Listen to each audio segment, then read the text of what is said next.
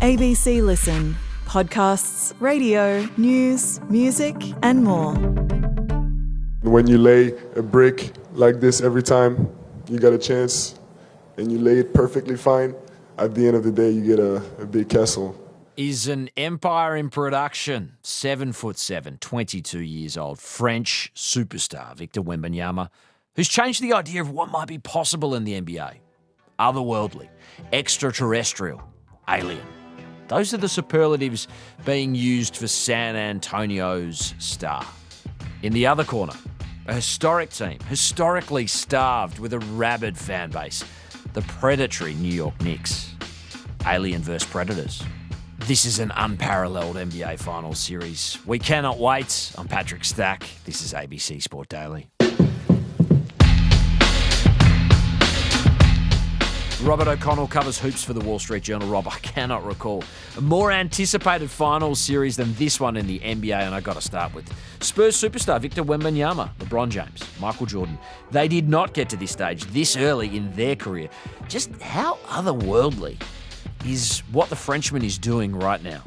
Yeah, I mean, he's zooming past some pretty important benchmarks. Like you said, I believe it took LeBron till his fourth season to reach the finals. I think for Jordan, it was 7 around there. Other guys have made it earlier. You know, Magic Johnson famously won a championship in his rookie year. But this is pretty rare air for Victor Wembanyama, what he's doing here.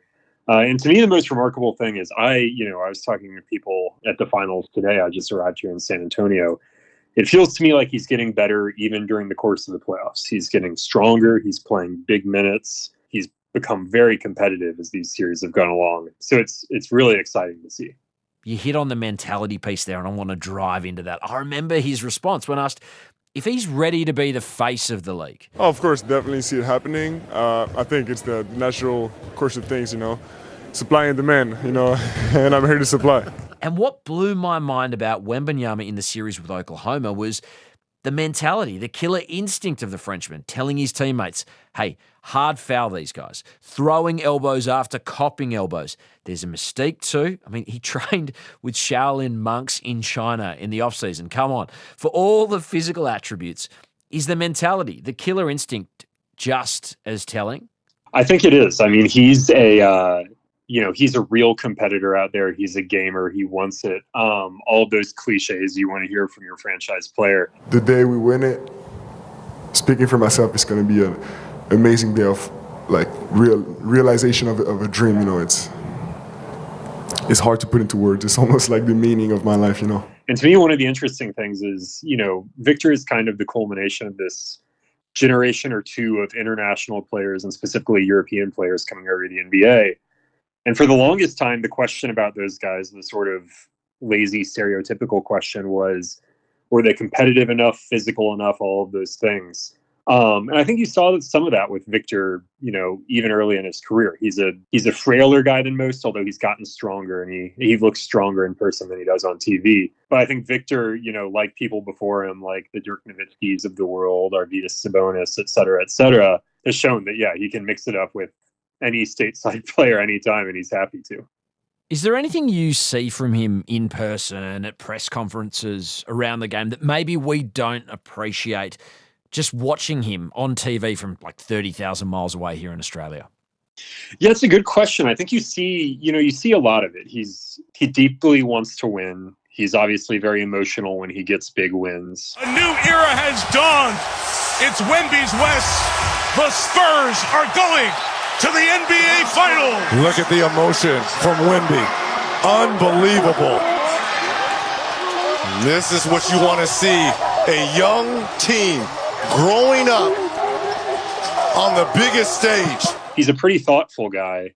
He takes, a lot of time to consider questions in press conferences like that. I don't know. I would say that in general, and he talks about this himself, he's an emotional player. He doesn't always respond to losses well. It was widely reported that he skipped media after a loss in the Western Conference Finals. But I think he would always mark that as a positive. He wants to win badly. It hurts when he loses. He really loves the feeling when he gets it done. Doing it at this level, I mean, this is the best basketball on the planet that's being played right now. And the crazy thing is, maybe I'm crazy for that, but I want to do that 15, 20 more times. Let's hope it doesn't become an addiction. Maybe it is already. And I think that's something that you can really feel being in the room with him. If Wembanyama is a science experiment, defying physics, defying what we've seen, the Knicks' best player is Sue in a way, just kind of in reverse. I mean, Jalen Brunson is relatively short at 6'2".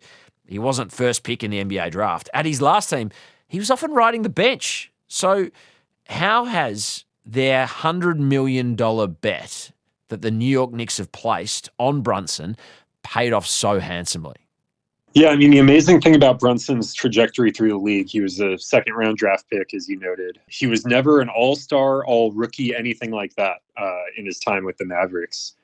And so the Knicks could kind of get him for a salary that, you don't often find if you're shopping for the top-tier superstar in the free agent market. Famously, the Knicks went after LeBron James once upon a time when he ended up going to Miami. And suffice to say, if they had gotten LeBron, he would not have been the 46th highest paid player in the NBA like Brunson was. They bought low on Brunson. It was an incredible bet. He's turned into this all-NBA MVP candidate type player and Captain Clutch, one of the most clutch players in the fourth quarter of playoff games we've seen. Brunson against Harden, almost pokes it away. Shot clock at 10. Brunson drives, pulls up, shot is up, bank shot is good. The Brunson burner has been lit. It's an 8-point game. And more than that, he just, he provides that team with its spirit, its energy, its passion. He's another guy who, like Victor, a serious competitor. We saw him, lead that charge in game one of the Eastern Conference Finals. Knicks were down 22 in the fourth quarter. A lot of other teams might have been taking their players off the court. Brunson led them on a comeback, got game one, and swept the series. Down 22 with 7.5 to go. Knicks take game one behind the brilliance of Jalen Brunson. That's just how he's wired. We talked about the Wembanyama mentality side of things. You could apply it to Brunson too. Why is it that you've spoken about him being Captain Clutch? Yeah, we've seen since he came over to the Knicks, we had this stat in one of the stories that I wrote. He's led the entire NBA in total fourth quarter playoff points since he put on a New York uniform. You see teams hunt the, analytical shots, the three-pointers and layups. But in the playoffs, sometimes defenses are ready for that. You see the same opponent over and over. And so you have to take hard shots. And what Jalen Brunson is one of the best in the league at is manufacturing open space in those middle quarters in the mid-range and just hitting hard shots. He hits fadeaways, he hits tough contested floaters and layups. And he's so strong and low to the ground, he can kind of create his space against anyone. What do you see as the blueprint for the New York Knicks, who have waited more than 25 years to be back in the NBA Finals? Forget about actually winning it. They haven't done that since 1973.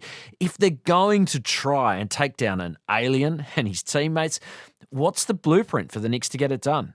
I think it starts with things that happened last series. The Knicks swept. That means they had over a week of rest. The Spurs were dealing with a tough physical 7-game Western Conference Finals and some nagging injuries on their team. Dylan Harper was hurt. De'Aaron Fox is playing hurt. He hasn't been quite himself since sustaining an ankle injury. And so I think, if you're being cynical, part of what you hope if you're a Knicks fan or a Knicks player is that maybe those guys aren't 100%. But once we get out on the court, I think one thing the Knicks have is, this kind of 5-out offense they can go to where their center, Karl Anthony Towns, can step out and shoot threes reliably, be a good volume shooter from out there. That accomplishes one of the goals that teams always try to do against Victor, which is get him away from the paint. That creates driving lanes for other players, et cetera, et cetera.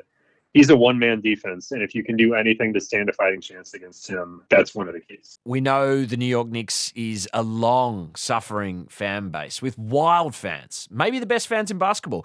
But given the influx of celebrity and the sort of hangers-on that come with them and the insane prices for tickets at Madison Square Garden, I think they're now north of $4,000 US on the secondary market just to get in the building. Is that going to change the dynamic of what is one of the better crowds in basketball in New York, or not so much? Is it just not going to quite impact the fever that we are seeing in New York City? It's a good question, and I'm curious about it myself. I'm not from New York, so I'm not biased in this way, but I think Knicks fans are the best in the NBA. Their combination of extreme passion and basketball knowledge is pretty unmatched. It's good! Tie game with 44 seconds to go! What a bounce for Shamet! It's bedlam here at the Garden! I tell this story, but there are times when I'm at a playoff game and they'll give a loud cheer, midway through a defensive possession because the, defenders rotated on a string correctly, got to close out and sort of reset the possession with time running out on the shot clock. I'm honestly curious to see if that maintains as we get this well-heeled crowd in for these games that only, the very wealthy can afford. I will say, I don't think the celebrities are the people most to worry about the most, because a lot of the Knicks fan celebrities that are there have well-established bona fides as true basketball fans. We've all seen Timothy Chalamet the last couple of years, but, he's going nuts. He knows ball. A lot of these guys know ball. Spike, of course, knows ball very well. The Sopranos folks in there at the games all the time and know the team very well. I just don't know if you'll have quite that same working class fervor that you sometimes get at good Knicks games during the regular season and in earlier rounds of the playoffs. Just finally, I need you to play forecaster for us. Who do you see victorious? Is it going to be the glamour and star power of San Antonio or sort of working class underdogs of the New York Knicks? I'm not a betting guy. If I had to bet, I would probably pick the Spurs. I think they are the better, more talented team in a vacuum. They have, in my opinion, the best player in the series, probably the best player in the world at this moment. But there are intangible things. The Spurs are very young. Like I say, they're a little bit banged up. The Knicks are obviously on this torrid hot streak that, they've been blowing teams out for the last 3 weeks, month, whatever it is. But I would say if I had my life depending on it, I had to pick a team, I think we will be crowning the Spurs. Robert O'Connell from the Wall Street Journal. Thanks for joining us. Of course. Thanks for having me. Headlines. Big news in cricket. Cricket Victoria is undertaking a kind of weird merger. Under the proposal, BBL teams, the Stars and the Renegades, will unite under one T20 banner. The brands and staff, that is, not the players. All of this is because Cricket Victoria is struggling to fund the two teams. So the idea is you unite the two clubs under a new franchise and you sell the vacant licence to a private investor. Here is Cricket Victoria's Nick Cummins. That will be a brand which we're looking to launch later this month, which we believe will unite Victorian cricket fans. I think sort of hark back to our heritage of where the Big Bash first started, when Victoria played as the Bushrangers. People ask me whether it's going to be called the Bushrangers. We haven't made a final decision on that. We're also interested in minority sales, so some private investment in that team at a point in time. But at this stage, our focus will be on selling the 100% of the other licence. This is all still subject to Cricket Australia's approval. Kind of reminds me of when they merged bitter rivals North Sydney and Manly in the Rugby League. Simultaneously upsetting everyone. You wonder whether this will see other states follow suit.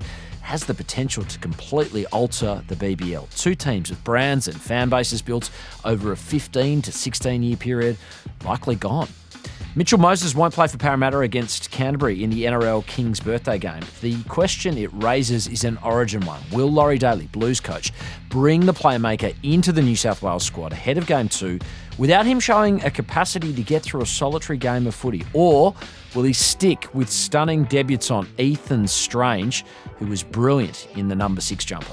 Speaking of King's birthday clashes, Jai Arrow, the NRL star who has recently revealed his motor neuron disease diagnosis, will toss the coin in the AFL game on Monday between Neil Danaher's beloved Melbourne and Collingwood at a packed MCG. The Freeze MND clash will double as a huge celebration of Danaher's life and contribution in the fight against the disease after the Demons legend died last month. It's going to be a deeply emotional day. Makes the hairs stand up on the back of your neck just thinking about it. I'm Patrick Stack. This is ABC Sport Daily, produced by Poppy Penny. Thanks to Fox Sports, NBA TV and ESPN for the extra audio used in this episode.